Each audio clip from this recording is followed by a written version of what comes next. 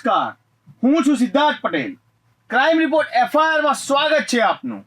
FIR માં આજે આપણે અનેક ગુનાઓના પર્દાફાશ કરીશું. તો શરૂઆત કરીએ. ગુજરાતમાં કૌભાંડોએ માજા મૂકી હોય તેવું લાગી રહ્યું છે. રૂપિયાના ભૂખ્યા લોકો હવે બેરોજગાર અને નિર્દોષોને ભોગ લઈ રહ્યા છે અને તંત્ર જાણે તમાશો જોઈ રહ્યું હોય તેવું લાગી રહ્યું છે. તંત્ર દ્વારા કૌભાંડીઓને કેમ છાવરવામાં આવી રહ્યા છે?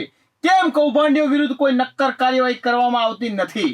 આ કૌભાંડ 1-2 કરોડનું નહીં પણ 100 કરોડથી વધુનું કૌભાંડ હોવાની માહિતી સામે આવી રહી છે. કૌભાંડીઓની જાળમાં ફસાયેલ એક રિક્ષા ચાલકે ન્યાય માટે અને કૌભાંડીઓને કડક સજા થાય તે હેતુથી અલગ અલગ જગ્યાએ ફરિયાદ કર્યા બાદ પણ તંત્રએ આજ સુધી કોઈ કાર્યવાહી કરી નથી. તંત્રએ નથી એ ફરિયાદીને કોઈ જવાબ લેવા માટે પણ બોલાવ્યો. ત્યારે જુઓ રિક્ષા ચાલક કેવી રીતે ફસાયો 100 કરોડના ચુંગલમાં. કોણે ફસાવ્યો રિક્ષા ચાલકને? ક્યાંથી આવ્યા 100 કરોડ રૂપિયા? જુઓ અમારા ખાસ વિશેષ અહેવાલમાં.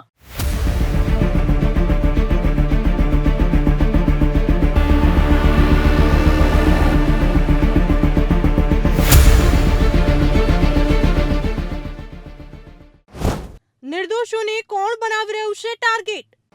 બેરોજગાર નિર્દોષોના ખભે કોણ ફોડી રહ્યું છે બંદૂક?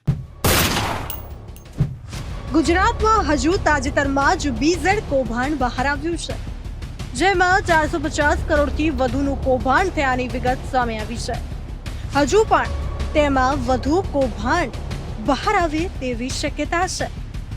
ત્યાં જ બીજું મોટું કૌભાંડ ગુજરાતમાંથી સામે આવ્યું છે, જેમાં કરોડોના વહીવટો થયા હોવાની માહિતી સામે આવી રહી છે. કૌભાંડીઓના નિશાને હતા મજબૂર લોકો. કૌભાંડીઓએ નેટવર્ક ચલાવવા ટીમ કરી હતી તૈયાર. મજબૂર લોકોને બનાવવામાં આવતા હતા શિકાર. કૌભાંડીઓના સકંજામાં આવ્યો રિક્ષા ચાલક. મજબૂર રિક્ષા ચાલકને લોભામણી લાલચ આપી ફસાયું સકંજામાં અને પછી રિક્ષા ચાલકના વિશ્વાસનો થયો વિશ્વાસઘાત. આ વાત અમદાવાદના એક રિક્ષા ચાલકની છે, જે સવારે પોતાના પરિવાર માટે 2 ટંકના રોટલા માટે રિક્ષા ચલાવી ગુજરાન ચલાવતો હતો. રિક્ષા ચાલકને જ્યાંનું ભાડું મળતું ત્યાં તે સવારી લઈને જતો હતો. પણ રિક્ષા ચાલકને ક્યાં ખબર હતી કે જેના પર હું વિશ્વાસ રાખી મિત્રતા કરી છે મેં તે જ મારો શિકાર કરાવી નાખશે. અને બસ આવું જ થયું. આજથી થોડા વર્ષ પહેલા રાબેતા મુજબ પરેશભાઈ સોલંકી નામનું રિક્ષા ચાલક રિક્ષા લઈને ઘરેથી નીકળે છે અને નવરંગપુરા મેરા અડ્ડા કરીને કેફે છે ત્યાં પહોંચે છે. તેનો મિત્ર વિજય મળે છે અને પરેશભાઈને કહે છે, તમે રિક્ષાના ફેરા મારો છો પણ આપણી પાસે બીજું કામ છે, જેમાં ફેરા મારશો ને તમને પગાર પણ મળશે. આ વાત સાંભળી રિક્ષા ચાલક પરેશ ખુશ થઈ જાય છે, કેમ કે રિક્ષા ચાલકને ક્યાં ખબર હતી કે જે ફેરા મારવાનું કહે છે તે કેવા પ્રકારના ફેરા હતા. અને બસ ત્યાંથી જ આખી ચેન સક્રિય થાય છે અને એક રિક્ષા ચાલકને શિકાર બનાવાય છે. અને પછી થાય છે અસલી ખેલ. રિક્ષા ચાલકને અપાય છે પગાર સાથે ફેરાની લાલચ. લાલચ આપી રિક્ષા ચાલકનું ખોલવામાં આવે છે બેંકમાં ખાતું. ખાતું ખોલતા જ મહાઠગોનો અસલી ચહેરો આવે છે સામે. મહાઠગો રિક્ષા ચાલકના બેંક પાસબુક સહિત દસ્તાવેજો કરે છે કબજે. મારું જે છે મારી ઉપર જે બી વીત્યું છે એ હું આ BTV ને માધ્યમથી આપ લોકો સુધી પહોંચાડવા માંગુ છું. હું એક સામાન્ય રિક્ષા ડ્રાઈવર છું. રિક્ષા ચલાવીને મારા ઘરનું ગુજરાન ચલાવું છું અને જે તે સમયમાં મારી જોડે મારા ખોટા ડોક્યુમેન્ટ લઈને આસિફ અલી ફારૂકી નામના વ્યક્તિએ મારી સાથે કરોડો રૂપિયાનું ચીટિંગ કર્યું. મારા ખાતામાં ચીટિંગ કરીને ટ્રાન્ઝેક્શનો કરેલા છે, જે મેં ઘણી જગ્યાએ અરજીઓ કરી છે, જેમ કે ક્રાઇમમાં, સ્થાનિક પોલીસ સ્ટેશનમાં, CBIમાં, GST ડિપાર્ટમેન્ટમાં, બધી જગ્યાએ મેં અરજી કરી છે, પણ મારું કોઈ સાંભળતું નથી. અને હું આ વસ્તુથી સાવ કંટાળી ગયો છું. ભવિષ્યની અંદર હું આ વસ્તુને લઈને બહુ ચિંતિત છું. આવતા ભવિષ્યમાં મારું શું થશે એની માટે હું અવારનવાર અરજીઓ આપું છું, સાહેબોને મળું છું, પણ સાહેબો કોઈ મને જવાબ આપતા નથી. પણ તમને હવે સવાલ થતો હશે કે રિક્ષા ચાલકનું બેંક એકાઉન્ટ ખોલાવીને કૌભાંડીઓને શું હશે ફાયદો? કૌભાંડીઓ કેવી રીતે કરતા હતા રિક્ષા ચાલકના બેંક એકાઉન્ટનો ઉપયોગ? તો જાણો તમામ સવાલના જવાબો ભોગ બનનાર રિક્ષા ચાલકના મુખે. 9 મહિના પછી રાત્રે 11 વાગે મને આસિફ અલી ફારૂકી, જે વ્યક્તિને મેં ડોક્યુમેન્ટ આપેલા, એ વ્યક્તિએ મને રાત્રે 11 વાગે એસજી હાઈવે ઉપર બોલાવ્યો હતો અને મને એમ કહેવામાં આવ્યું હતું કે આપણને એક કોન્ટ્રાક્ટ મળ્યો છે, આપણી જે કંપની ખોલવાની છે એ ગવર્મેન્ટનો કોન્ટ્રાક્ટ મળેલો છે, જેના અનુસંધાને ગવર્મેન્ટે આપણને લખનૌથી એક ડીડી આવ્યો હતો, જેની એને ભરવો કઈ રીતે, એને ઇંગ્લિશમાં બધું લખેલું હતું, જે હું વાંચી શકતો નથી કે મને ખબર પડતી નથી. એ ડીડી આવ્યો હતો. એ ડીડી મને મોરબી પરા બજાર SBI બેંકની અંદર એમણે જમા કરાવવાનું કીધું હતું કે આ જમા તમે કરાવી આવો. જ્યારે હું SBI પરા બજારની અંદર એ ડીડી જમા કરાવવા ગયો અને એ ડીડી બી ત્યાંથી એક માણસ આવ્યો હતો, એ માણસે મને બેંકની જગ્યાએ મને મોરબી ડેપોમાં બોલાવીને એ ડીડી આપ્યો હતો અને કે આ ડીડી તમારે જમા કરાવવાનું રહેશે. જે ડીડી હું જમા બેંકમાં કરાવવા ગયો તો મારી સાથે વિજય દુબે નામના એક વ્યક્તિ હતા, જે રેસ્ટોરન્ટમાં વેટર તરીકે જોબ કરતા હતા, તેમને સાથે મોકલેલા હતા આસિફ અલીએ. એ ડીડી જમા કરાવી અને જ્યારે મેં એ ડીડી જોયો ત્યારે ડીડીની અંદર રકમ લખેલી હતી 16 કરોડ ને 58 લાખ રૂપિયા. તો એ ડીડી જ્યારે મેં હાથમાં જોયો ત્યારે મારા પગ નીચેથી જમીન સરકી ગઈ. મેં કીધું આટલો 16 કરોડ 58 લાખ આ શું છે? જે તે મેં બેંકની અંદર સાહેબો જોડે વાત કરીને, સાહેબ આ ડીડીનું શું છે? તો કે આ તમારા એકાઉન્ટની અંદર કે જે તમારું એકાઉન્ટ ચાલે છે એની અંદર જમા થશે 15 દિવસ પછી અને પછી તમને મળશે. પહેલા મજબૂર લોકોને બનાવતા હતા શિકાર. શિકાર મળતા જ મળતિયા તેમને આપતા લોભામણી લાલચો આપી મેળવતા હતા તેમના ડોક્યુમેન્ટના આધારે ખુલતા હતા બેંકોમાં ખાતાઓ ખુલતા જ કૌભાંડીઓ કરોડો રૂપિયાના કરતા હતા વહીવટો. કેવી રીતે ચાલતું હતું આખું કૌભાંડ? કોણ હતું આનું માસ્ટરમાઇન્ડ? કરોડોના વહીવટો, રૂપિયા કોના અને કોણ કરાવી રહ્યું હતું રૂપિયા જમા? સાંભળો. તપાસ કરતા મને ખબર પડી કે આ ખરેખર આ એક બોગસ બિલિંગની કંપની છે અને મારા નામનો ખોટો ઉપયોગ થઈ રહ્યો છે. જે ઉપયોગ આ બધા લોકો ભેગા મળીને કરી રહ્યા છે એની મેં જાણ બધી જગ્યાએ અરજી કરી કે મેં આ બધી જગ્યાએ, જેમ કે મેં સ્થાનિક પોલીસ સ્ટેશન અગાઉ કીધું એ પ્રમાણે સ્થાનિક પોલીસ સ્ટેશનથી લઈ ઉચ્ચ અધિકારીઓએ GSTના કમિશનર સુધી હું પહોંચેલો છું અને મેં એમને અરજી આપેલી છે, ક્રાઇમમાં અરજી આપેલી છે, CID ક્રાઇમમાં અરજી આપેલી છે, પણ મને કોઈ જવાબ કે સંતોષકારક જવાબ કે કશું મળતું નથી. હવે આ કરોડો રૂપિયાનું ટ્રાન્ઝેક્શન કરેલું છે, આવી કેટલા લોકો જોડે એણે કરોડો રૂપિયાનું ટ્રાન્ઝેક્શન કરેલું છે, એ વ્યક્તિ હાથમાં આવે, એ વ્યક્તિને પકડે, એની ઉપર કંઈ એક્શન લે તો ખબર પડે, પણ કોઈ જાતનું કોઈ જગ્યાએથી એક્શન લેવાતું નથી. અને હું ખરેખર આ વસ્તુથી બહુ જ કંટાળી ગયો છું અને એટલી હદ સુધી કંટાળી ગયો છું, બધી જગ્યાએ હું પહોંચી ગયો છું.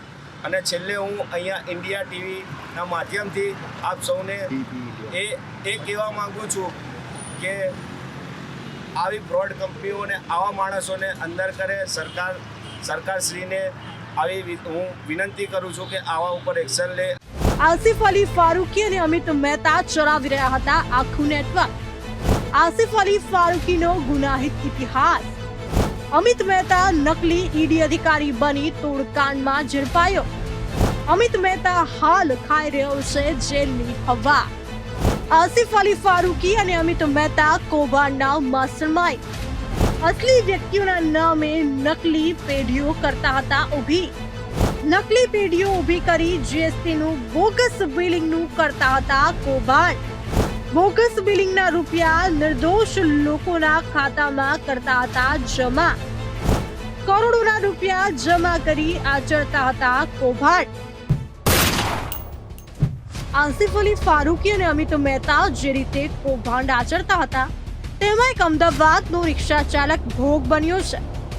જો રિક્ષા ચાલકને 16 કરોડના ડીડી માટે બોલાવ્યો ના હોત તો કદાચ આ કૌભાંડ હજુ ચાલ્યા જ કરત અને મહાઠગો કેટલાય નિર્દોષોને લાલચ આપી સકંજામાં ભેળવી લેત.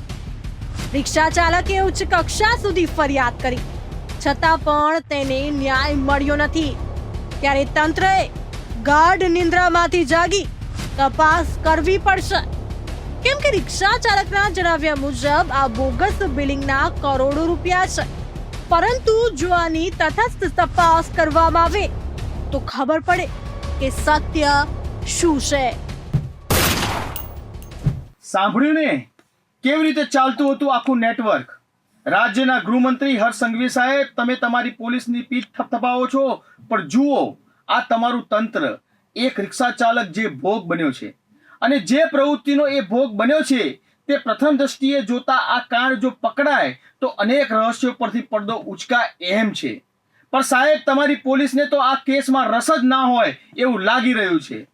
આમ તમારી સમક્ષ આ કૌભાંડ ઉજાગર કર્યું છે. સંઘવી સાહેબ, ઝડપથી આ રિક્ષા ચાલકને તમારી પોલીસ ન્યાય અપાવે અને આ કાંડની તપાસ કરે તેવી આશા રાખીએ છીએ. આ કરોડોના કાંડની તપાસ કરવામાં પોલીસ ઢીલી નીતિ રાખી રહી છે તો સામાન્ય જનતા સાથે આ પોલીસ કેવો વ્યવહાર કરતી હશે તે સમજી શકાય છે.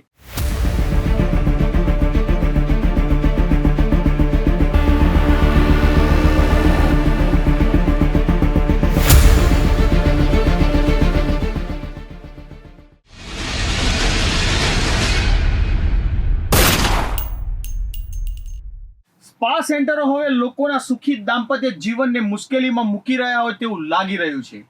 સ્પા સેન્ટરોમાં ચાલતા ગોરખ ધંધાઓ હવે લોકોના જીવન બરબાદ કરી રહ્યા છે. ત્યારે તંત્ર નિષ્ક્રિય થઈ જતા લોકોના પરિવાર હવે ઉજળી રહ્યા છે. તમને આ સાંભળીને નવાઈ લાગશે કે કેમ સ્પાના કારણે લોકોના પરિવાર વિખેરાઈ રહ્યા છે. તો સાંભળો, છેલ્લા કેટલાય સમયથી સ્પા સંચાલકોએ રૂપિયાની લાલચની આંધળી દોટ મૂકી છે અને તેના કારણે તેઓએ સ્પાની આડમાં ગોરખધંધા શરૂ કરી દીધા છે. આ ગોરખધંધાના કારણે નવયુવાનો અને પરિણીત લોકો મસાજ કરવા સ્પામાં જાય છે અને ત્યાર પછી સ્પાના બેફામ થયેલ સંચાલકો ગ્રાહકને લલચાવી રૂપલલનાઓના મોહમાં ધકેલી નાખે છે. ત્યારે અમદાવાદમાંથી આવી જ એક ઘટના સામે આવી છે. અમદાવાદ જિલ્લાના સાયન્સ સિટી વિસ્તારમાં સ્પા સંચાલકના ગોરખધંધાએ એક હસતા ખીલતા પરિવારમાં આંખ ચાપી દીધી છે.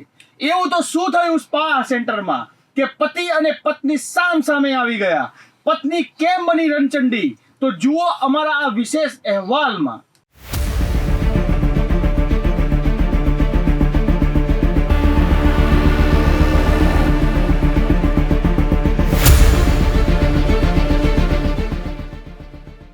સ્પા સેન્ટરમાં મહિલા કેમ બની રણચંડી? સ્પા સંચાલકો સુધરી જજો, નહીંતર કાયદાનો દંડો તમને નહીં છોડે. તમને કોણે હક આપ્યો છે લોકોના સુખી જીવનને બરબાદ કરવાનો? હવે તમને એમ થતું હશે કે મહિલા કેમ રણચંડી બની, તો સાંભળો. અમદાવાદ જિલ્લામાં અનેક સ્થળે સ્પા સેન્ટરો ચાલતા હોય છે અને ઘણા ખરા ઠેકાણે સ્પાની આડમાં ગોરખ ધંધાઓ પણ ચાલી રહ્યા છે. ત્યારે અમદાવાદમાં આવેલ સાયન્સ સિટી હદ વિસ્તારમાં એક સ્પા સેન્ટરમાં એક પરિણીત યુવક મજા લેવા જાય છે. પરિણીત યુવકની મજા બની જાય છે સજા. યુવકને મસાજ નહીં પણ મળ્યો મેથી પાક. યુવકને સ્પા સેન્ટરમાં જવાનું પડ્યું ભારે. યુવકને સ્પા સેન્ટરમાં અન્ય યુવતી સાથે કરવી હતી મજા. એક યુવક અમદાવાદ ખાતે આવેલ બ્લુ પ્લેનેટ સ્પા સેન્ટરમાં મસાજના બહાને નીકળે છે અને પછી થાય છે જોવા જેવી. યુવક મસાજ માટે ન હતો ગયો, પણ ગયો હતો ગોરખ ધંધો કરવા. યુવકની મજા તેની પત્નીએ જ બગાડી નાખી. એટલે જ અમે અગાઉ કહ્યું કે નફ્ફટ બનેલ સ્પા માલિકોએ એટલી હદે ગયા છે કે હવે લોકોના પરિવાર ઉજળી રહ્યા છે. કેમ કે આસપાસ સેન્ટરમાં મસાજના નામે ચાલતો ગોરખ ધંધો યુવકને મસાજના નામે સ્પા સેન્ટરમાં જાય છે ને ત્યાં જ યુવકની પત્ની પહોંચી જાય છે સ્પા સેન્ટર પર. પત્ની પહોંચતા જ પતિના ઉડી જાય છે હોશ. પતિ સ્પા સેન્ટરમાં મસાજ નહીં પણ કરી રહ્યો હતો મોજ. અન્ય યુવતી સાથે યુવક કરી રહ્યો હતો રંગરેલિયા. પત્નીએ પતિને સ્પા સેન્ટરમાં જ અન્ય યુવતી સાથે ઝડપ્યો. બસ એ આ દલાલીનો ધંધો કરે છે, છોકરીઓને આમથી આમ કરવાનો અને છોકરીઓ જોડે કામ કરાવવાનું ને છોકરીઓને જોડે કામ કરાવીને બી એના પૂરતા પૈસા નથી આપતો. ઓકે, આ જે કામો જે સ્પાની અંદર થયા છે, કયા પ્રકારના કામો કરતા હોય છે આ લોકો? સેક્સનું હોય છે બધું. ક્લાયન્ટને મસાજનું કહેવામાં આવે છે પણ અંદર ખાને આ લોકો સેક્સનું કંઈક કામ કરતા હોય છે. કઈ જગ્યાએ અને મને ઘણી બધી લેડીઝો સાથે બી જાણવા મળ્યું છે કે ક્લાયન્ટ એ તેજસ પોતે લઈને આવતો તો 4,000 રૂપિયા લઈ લેતો તો ક્લાયન્ટ જોડેથી, અમને માંડ 500-700 રૂપિયા આપતો તો, બાકી वो सब हजम कर जाता था. ऐसे सब लड़कियाँ बोलती है मुझे. એવું છે. આજે લડકીઓ પણ છોકરીઓ પણ અહીંયા અત્યારે હાલ આ સ્પા ઉપર હા, એ બધી સ્પા ઉપર આપણે સ્પાથી છોકરીઓને બી મેં પકડી હતી આજે. પકડી છે આજે. હમ. ઓકે, અને અત્યારે હવે પોલીસ અહીંયા આપણે આવ્યા છે તો આપણે શું ન્યાયની આશા રાખો છો પોલીસ દ્વારા? બસ મને ન્યાય મળવો જોઈએ ને આના કડકમાં કડક સજા મળવી જોઈએ ને એના ફેમિલીને તો ખાસ ખબર પડવી જોઈએ કે અમારો છોકરો, અમારો ભાઈ આ બધો કેટલા નાટકોમાં રસપદ છે. એ તમારો પતિ છે તો પતિના વિરુદ્ધમાં કરવા પાછળનું કારણ શું એમ? આ જે સ્પામાં જાય કોઈ છે, પણ લેડીઝ કોઈ પોતાનો હસબન્ડ કોઈ બીજીને લઈને ફરતો હોય એ તો કોઈ પણ લેડીઝ એક્સેપ્ટ તો નથી જ કરવાની ને. સારી હોય, ડાઈ હોય, ગાંડી હોય. જો તમે મસાજ કરાવવા જાઓ છો તો તમે પણ સાવધાન થઈ જજો. કેમ કે અનેક ઠેકાણે મસાજના નામે બહારથી યુવતીઓ બોલાવી ગોરખ ધંધા ચલાવવામાં આવી રહ્યા છે. મસાજ સેન્ટર શરૂ કરવું એ ગુનો નથી, પણ ગોરખ ધંધો ચલાવવો એ મોટો ગુનો છે. અને આ ગુનો સાયન્સ સિટી નજીક આવેલ બ્લુ પ્લેનેટ સ્પા સેન્ટરે કર્યું છે. તંત્ર ક્યારે પગલાં ભરશે તો ખબર નથી, પણ આ સ્પા સંચાલકની શાન ઠેકાણે એક મહિલાએ લાવી દીધી છે. કેમ કે મહિલાએ પોતાના પતિને અન્ય યુવતી સાથે રંગે હાથ ઝડપી પાડતા જ મહિલાનો ગુસ્સો 7મા આસમાને પહોંચી ગયો હતો અને સ્પા સેન્ટરમાં ધમાલ મચાવી નાખી હતી. મહિલા એટલી ગુસ્સે ભરાઈ હતી કે તેને સ્પા સેન્ટરમાં મોટા પ્રમાણમાં નુકસાન પણ કર્યું હતું. ત્યારે આટલી મોટી ઘટનાથી તંત્રએ ચોક્કસ શરમ અનુભવવી જોઈએ. કેમ કે એક મહિલા જો સ્પા સેન્ટરમાં ચાલતા ગોરખ ધંધા વિશે જાણતી હોય અને પોતાના પતિને ઝડપતી હોય તો તંત્ર શું કરી રહ્યું છે? તમે કેમ આવા ગોરખ ધંધા બંધ કરાવી નથી શકતા? શું તમે અજાણ છો કે પછી તમારી મિલીભગત છે? નફ્ફટ સ્પા સંચાલકોએ તો હવે હદ વટાવી નાખી છે. આવી રીતે જો આવા સ્પા સંચાલકોના રાફડા ફાટી નીકળશે તો કેટલાય પરિવારના માળા વિખેરાઈ જશે. નિષ્ક્રિય તંત્ર પર શું લોકોના માળા વિખેરાઈ જાય એની રાહ જોઈ રહી છે? કેમ તંત્રના ધ્યાને ના આવ્યું આ બ્લુ પ્લેનેટ સ્પા સેન્ટર? શંકાની સૂઈ તંત્ર સામે પણ છે. થોડા દિવસ નાટક કર્યા રાજ્યવ્યાપી દરોડાના, પણ પછી શું? આજે સ્થિતિ જેવી હતી તેવી ફરી યથાવત થઈ ગઈ છે અને તેનું તાજું ઉદાહરણ આજે જ અમદાવાદના સ્પા સેન્ટરમાંથી સામે આવ્યું છે. અને આ સ્પા સેન્ટરના કારણે પવિત્ર બંધનની કડીઓ તૂટવા ઉપર આવી ગઈ છે. આ મહિલાએ આજે પોતાના પતિને અન્ય યુવતી સાથે પકડી લેતા યુવતી બેકાબુ થઈ ગઈ હતી અને પરાકાષ્ઠાની તમામ હદો આ મહિલાએ વટાવી નાખી હતી અને મહિલા આવેગમાં આવી સ્પા સેન્ટરમાં તાંડવ મચાવી નાખ્યો હતો. કેમ કે આ સ્પા સેન્ટરના કારણે આજે તેના જીવન પર ઊંડી પહોંચી છે. ત્યારે બસ ગૃહમંત્રી સાહેબ, વધુ તો નથી કહેવું. ફરી સ્પા સેન્ટરો ઉપર કોયડો વીંજી દૂષણને નાબૂદ કરો, નહીતર કેટલાય યુવાધન બરબાદ થઈ જશે અને કેટલીય માતાઓ બહેનોને પતિઓ ખોવાનો વારો આવશે. કેમ કે આ દૂષણની લત માણસને ગમે તે હદ સુધી લઈ જાય આપણે અનેક વખત જોઈ ચૂક્યા છીએ.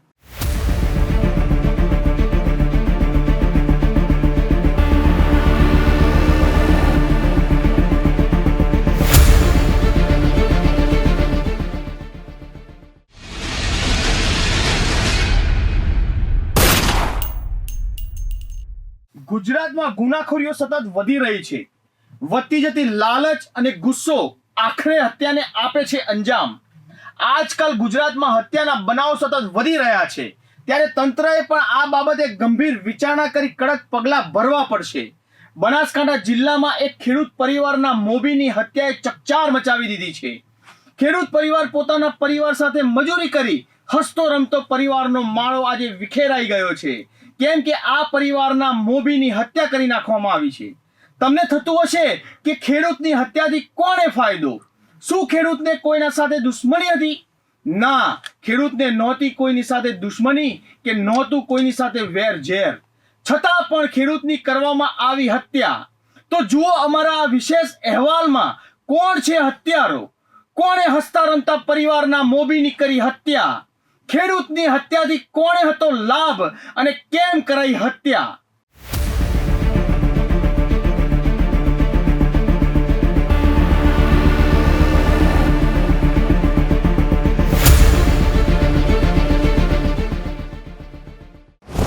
ખેડૂતને ઉતાર્યો મોતને ઘાટ. બનાસકાંઠા જિલ્લાના વડગામના જડોતરાથી ધણધા માર્ગ ઉપર ધનપુરા નજીક 12 દિવસ અગાઉ રાત્રિના સમયે કારમાં સળગાવી દેવાયેલા વ્યક્તિની લાશ મળી છે. લાશ કોની હતી, કેવી રીતે કાર સળગી તે દિશામાં પોલીસે શરૂ કરી હતી તપાસ, અને તપાસમાં સામે આવ્યું કે કાર સળગી જવાથી વ્યક્તિનું મૃત્યુ થયું નથી, પણ આ વ્યક્તિની હત્યા કરાઈ છે. પણ સવાલ એ હતો કે કારમાં કોની હતી લાશ, કોણે કરી હત્યા અને કેમ કરી હત્યા. બસ લાશ મળતા જ પોલીસે શરૂ કરી તપાસ, અને તપાસમાં સામે આવ્યું કે કારમાં સળગાવી દેવાયેલા વ્યક્તિ અમીરગઢ તાલુકાના વિરમપુરના રેવાભાઈ મોહનભાઈ ઠાકોર હોવાની વિગત મળી. પણ પોલીસના મનમાં પણ સવાલ ઉઠી રહ્યા હતા કે ખેડૂતની કેમ કરાઈ હત્યા, રેવાભાઈની હત્યાથી કોને હતો ફાયદો, રેવાભાઈનો કોણ છે હત્યારો. પોલીસને જેવી ખબર પડી કે રેવાભાઈની હત્યા કરવામાં આવી છે એટલે તુરંત જ પોલીસ પરિવારને મળવા ઘરે જાય છે. પોલીસને જોતા જ પરિવારે અંદાજો લગાવ્યો કે જરૂર કંઈક અજુગતું બન્યું છે, કેમ કે છેલ્લા 4 દિવસથી ઘરના મોભી રેવાભાઈ ઘરે આવ્યા ન હતા. પોલીસે જેવું જણાવ્યું કે રેવાભાઈની હત્યા કરવામાં આવી છે, ત્યાં જ પરિવાર ભાંગી પડે છે અને રડતી રડતી આંખો એ કહે છે કે મારા પતિ પરિવારનો મોભ હતા, હત્યારાઓનું નખોદ જજો, નરાધમોને ફાંસીના માંચડે લટકાવવામાં આવે. આ વાક્ય ઉચ્ચારતી વખતે મૃતક ગૃહસ્થના પત્ની હંસાબેનની આંખોમાં અશ્રુઓની ધારા વહેતી હતી. હંસાબેન વિચારતા હતા કે મારા પતિનો વાંક શું, કેમ કરાઈ હત્યા. તમને પણ આ સવાલ થતો હશે કે આખરે એક ગરીબ પરિવારના મોભીની કેમ કરાઈ હત્યા. તો સાંભળો. 2024ના રોજ વડગામ પોલીસ સ્ટેશનના વિસ્તારમાં એક એસ્ટીમ કાર કે જે સળગેલી હાલતમાં મળે છે, અને તેની અંદરથી એક વ્યક્તિ પણ જે પૂરેપૂરી સળગેલી હાલતમાં મળે છે. ત્યારબાદ પોલીસ તેની અંદર આગળ ફરિયાદ દાખલ કરી અને પોલીસ જે છે છાનબીન કરે છે. તે વખતે એવું જણાઈ આવતું હતું કે જે કારના માલિક છે એટલે કે દલપતસિંહ કરશનસિંહ પરમાર, તેઓ અંદર સળગી ગયા છે એક્સિડન્ટ થવાથી અને તેમનું મૃત્યુ થયું છે. પરંતુ જેવી રીતના આની પહેલાં પણ આપણે પ્રેસ કરીને જણાવવામાં આવ્યું છે કે એક આખો પ્લાન હતો કે જેમાં એ વ્યક્તિ જેની ઉપર દેવું થઈ ગયું છે 1 કરોડથી વધારેનું, અને તેની પોલિસી પાકી જાય તેના માટે થઈ અને તેણે કોઈની ડેડ બોડી હતી એને સળગાવી દેવાનો પ્રયત્ન કરેલો હતો. પરંતુ ત્યારબાદ પોલીસે ગણતરીના દિવસોમાં જ આખું એક ષડયંત્ર હતું, અને એ લોકોએ અલગ અલગ જગ્યાએથી 2 જેટલી ડેડ બોડી નીકાળેલી હતી. એ ડેડ બોડી કંકાળ હતી, જેથી કરીને તેનો યુઝ ના થઈ શકે તેના માટે એક ડેડ બોડીને પાછી મૂકી દે છે અને બીજું એક કંકાળને બાળી દે છે. અને ત્યારબાદ જે છે એક વ્યક્તિ કે જે ત્યાં ચા બનાવવાનું કામ કરતો એવા રેવાભાઈ મોહનભાઈ ગામેથી ઉર્ફે ઠાકોરનું તે લોકોએ હત્યા કરી અને ત્યારબાદ એને સળગાવી દેવાની હકીકત ધ્યાનમાં આવેલી હતી. પરંતુ સાથે સાથે આજે જ્યારે મુખ્ય આરોપી એટલે કે દલપતસિંહ કરશનસિંહ પરમારની બી પોલીસ દ્વારા ગણતરીના દિવસોમાં જ અટકાયત કરવામાં આવી છે. અને કે અટકાયત વખતે જે સૌથી વધુ મુદ્દો જે ઉભરીને બહાર આવે છે તે છે કે એ લાશનું આઈડેન્ટિફિકેશન ન થાય તેના માટે મુખ્ય આરોપી અને તેના સાથીદારો દ્વારા એ વ્યક્તિને જે હોટલ કેદાર છે તેની પાછળ એક 4x4ની ઓરડીમાં લઈ જવામાં આવે છે, અને ત્યાં તેના ચહેરાને જ સૌથી પહેલાં બાળી દેવામાં આવે છે ગેસ સ્ટવ ઉપર, જેથી કરીને તેનો ચહેરો જે છે એ દેખાય નહીં અને તેનો પોલિસીનો વીમો જે છે એ મળી શકે. અને ત્યારબાદ એનો ચહેરો બળી જાય છે. ત્યારબાદ જે છે એ આરોપીઓ તેને ફરી પાછો એને એસટીમ કારમાં મૂકે છે અને ત્યારબાદ આખી કારને પણ એ લોકો સળગાવી દે છે. જે દરમિયાન કારને સળગાવતા હોય છે તે દરમિયાન મુખ્ય આરોપી જે દલપતસિંહ છે તેનું પણ પેન્ટ સળગી જતા તેનો પગને પણ ઈજા થાય છે. પોલીસે આ સમગ્ર વસ્તુને ધ્યાનમાં રાખી અને એફએસએલની ટીમને ત્યાં મોકલીને તમામ એવિડન્સને એકઠા કરેલા છે અને ગણતરીના દિવસોમાં જ 7 જેટલા આરોપીઓની ધરપકડ કરેલી છે અને સાથે સાથે 2 યુવકો કે જેમણે લાશ બહાર કાઢવાનું કામ કર્યું હતું તેને પણ અટક કરેલી છે. આમ કરીને પોલીસ દ્વારા અત્યાર સુધીમાં કુલ 9 જેટલા આરોપીઓની અટક કરવામાં આવી છે અને સમગ્ર ઘટનાનો પર્દાફાશ કરવામાં આવ્યો છે. ભગવાનસિંહ રાજપૂતને માથે હતું દેવું થઈ જતા વીમો પકવવાનો ઘડ્યો પ્લાન. વીમો પકવવાની લાલચમાં હત્યાનો બનાવ્યો પ્લાન. પોતે મૃત્યુ પામ્યો છે તેવું બતાવવા રેવાભાઈનો લીધો જીવ. બનાસકાંઠા વડગામના ગનપુરા નજીક હત્યા કરી અને કારમાં સળગાવી દેવાનો મામલો સામે આવતા જ પોલીસે તપાસ શરૂ કરી હતી, જેમાં સામે આવ્યું કે હોટલ માલિક ભગવાન રાજપૂતે પોતાના મળતિયાઓ સાથે મળીને રેવાભાઈની હત્યા કરી હતી. આ લોકોને આવો પ્લાન ઘડવાનો ક્યાંથી વિચાર આવ્યો તે સાંભળીને તમે પણ ચોંકી જશો. તેનું દેવું પણ ચૂકતે થઈ જાય અને પોલીસની નજરમાંથી બચી શકે તેના માટે થઈ અને તેણે જે ટીવીમાં સિરિયલો આવે છે કે જેમાં ક્રાઇમ કેવી રીતના કરેલો હતો અને ત્યારબાદ તે કેવી રીતના પકડાણા, આ સમગ્ર વિગતો તેને ટીવીના માધ્યમથી આવતી સિરિયલોમાંથી એ શીખેલો હતો તેવું પણ ફલિત થાય છે. મુખ્ય આરોપીથી પકડાય છે. કહેવત છે ને કે પાપ છાપરે ચડીને પોકારે. હત્યારાઓને એમ હતું કે અમે હત્યા કરી નાખીશું અને વીમા કંપનીને ઉલ્લુ બનાવી દઈશું, પણ એમને ક્યાં ખબર હતી કે ખોટું કર્મ ક્યારે પીછો મૂકતું નથી. ટીવી સિરિયલો જોઈને ગુનાને અંજામ આપવાનું વિચાર્યું અને થઈ ગયા જેલ ભેગા. એક નિર્દોષ પરિવારે મોભી ગુમાવ્યો છે, એનું દુઃખ એમનાથી વધુ કોણ સમજી શકે. હસતો રમતો પરિવાર આજે ગમગીન બની ગયો છે, કેમ કે એક હત્યારાએ વીમો પકવવાની લાલચે એક નિર્દોષનો જીવ લીધો છે. જીવનમાં એવો એક પણ માર્ગ નથી કે જેનાથી રાતોરાત અમીર બનાવી દે. મહેનત સિવાય કંઈ જ મળતું નથી. ટૂંકા રસ્તે નહીં થાય અરમાન પૂરા. જો ટૂંકો રસ્તો અપનાવ્યો તો સમજો ભરાયા. FIR માં ફરી મળીશું. ત્યાં સુધી જોતા રહો બી ઇન્ડિયા, ભરોસો ગુજરાતનો.